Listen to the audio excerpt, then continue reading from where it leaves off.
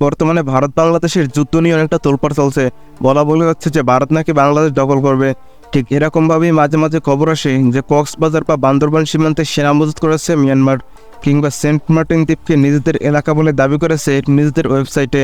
তখন বিভিন্ন গণমাধ্যম বা ইউটিউব চ্যানেলে গবেষণা শুরু হয়ে যায় যে বাংলাদেশ এবং মিয়ানমারের সঙ্গে যুদ্ধ লাগলে কারা জিতবে, কার সামরিক শক্তি বেশি এবং কাদের কাছে বেশি অস্ত্র আর গোলাবারুদ রয়েছে। কিন্তু আপনারা অনেকেই জানেন না যে যুদ্ধ আসলে গোলাবারুদ দিয়ে জিতে যায় না। যুদ্ধ জিততে লাগে মনোবল, প্রখর বুদ্ধির পরিচয়, সাহস ও দেশপ্রেম, যার প্রমাণ বাংলাদেশ সেনাবাহিনী ও সীমান্তরক্ষা বাহিনী বিজিবি এর আগেও দিয়েছে। 2000 সালে বাংলাদেশ এবং মিয়ানমারের সঙ্গে হওয়া নাপযুদ্ধ যার চরম নিদর্শন। সেই যুদ্ধে 600 সেনার লাশ ফেলে পালিয়ে গিয়েছিল মিয়ানমারের ভীত কাপুরুষ সেনাবাহিনী। অন্যদিকে বাংলাদেশকে একটি প্রাণও হারাতে হয়নি। তো গাইজ আজকের ভিডিওতে নাপযুদ্ধের সেই সত্যি ঘটনাই আপনাদের জানাবো। তো গাইজ আপনি চ্যানেলে নতুন হলে অবশ্যই সাবস্ক্রাইব করে রাখুন।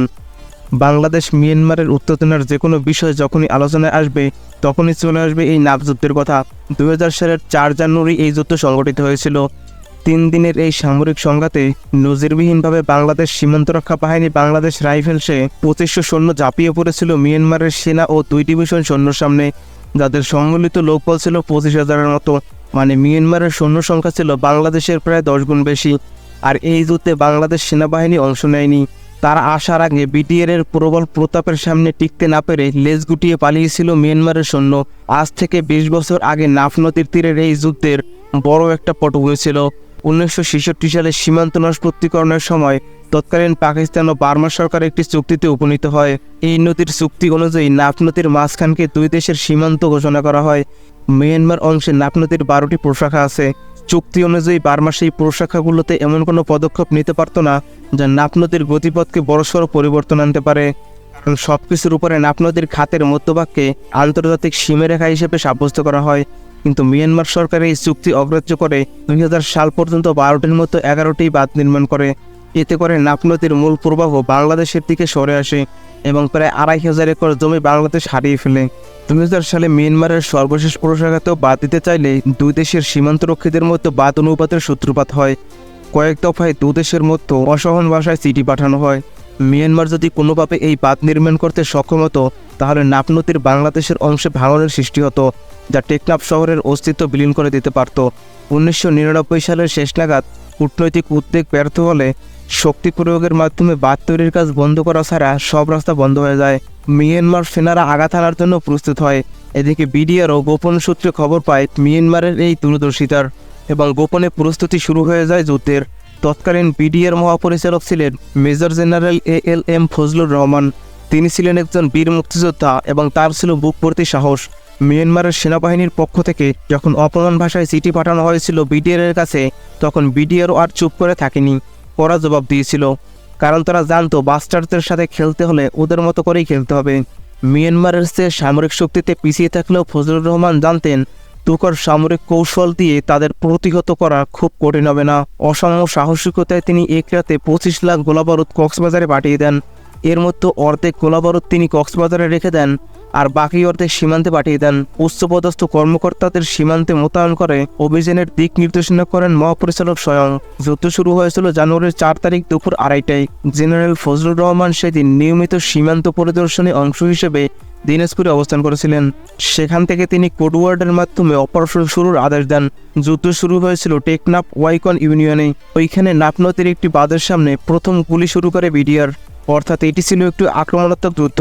দেশি বিদেশি সংবাদ মাধ্যম বীরত্বের সাথে এই যুদ্ধের খবরাখবর প্রচার করে।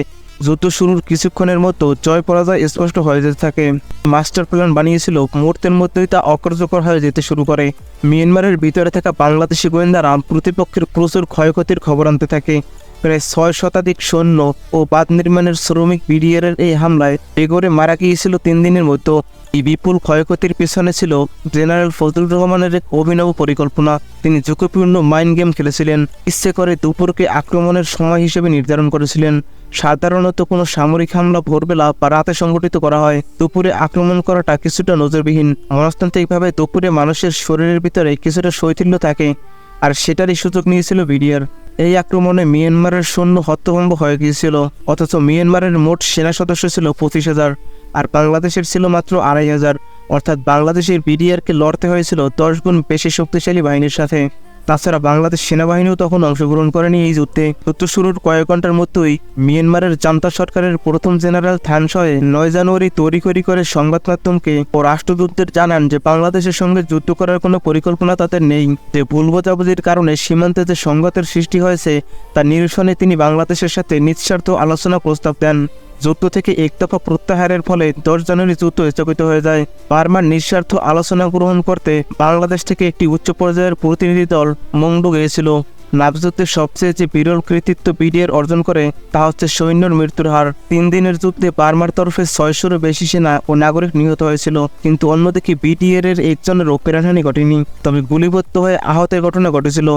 যে কোনো সামরিক অভিযানের ক্ষেত্রে যা বিরল একটি দৃষ্টান্তের উদাহরণ। যুদ্ধে বিজয়ের স্বীকৃতিস্বরূপ তৎকালীন সরকার যুদ্ধে অংশগ্রহণকারী প্রত্যেক সৈন্যকে অপারেশন নাভ পদক নামে একটি বীরত্বসূচক তাম্র পদক প্রদান করেন। ইতিহাসে প্রথম বিডিআর সেনাবাহিনীর অংশগ্রহণ ছাড়াই একক বীরত্ব পদক লাভ করে।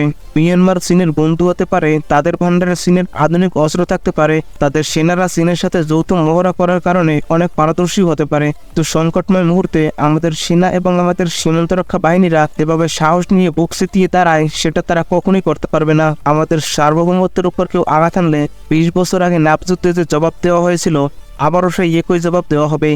আগেরবার 600 লাশ গুনতে হয়েছিল মিয়ানমারকে, ভবিষ্যতে ঝামেলা করলে আরও বেশি গুনতে হবে। ভিডিওটি এখানেই শেষ করছি।